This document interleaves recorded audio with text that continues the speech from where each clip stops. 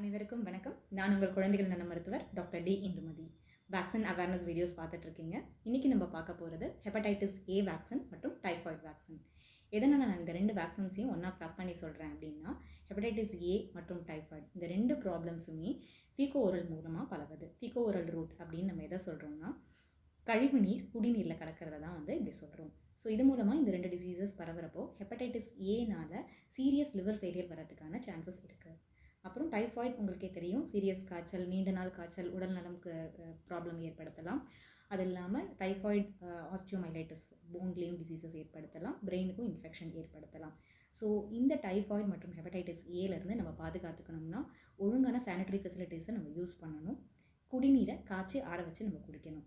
நம்ம கண்ட்ரியில் இல்லை சானிடேஷன் ஃபெசிலிட்டிஸ் கம்மியாக இருக்கக்கூடிய சில இடங்களில் இல்லை high risk like shared living areas, hostel environments, சில இடத்துல பாதுகாக்கப்பட்ட குடிநீர் கிடைக்காத சூழ்நிலையில் இருக்கிற மக்களுக்கு இந்த டிசீசஸ் கான்ட்ராக்ட் பண்ணுறதுக்கு ரொம்பவே ஹை ரிஸ்க் இருக்குது.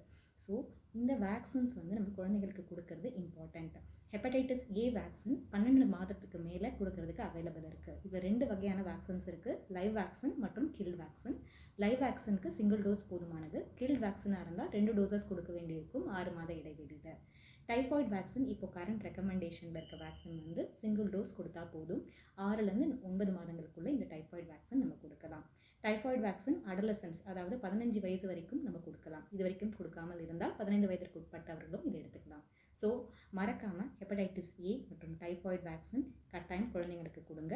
பாதுகாப்பில்லாத குடிநீர்னால் பரவக்கூடிய வியாதிகளிலிருந்து உங்கள் குழந்தைங்களை நீங்கள் ப்ரொடெக்ட் பண்ணுங்கள். தேங்க்யூ.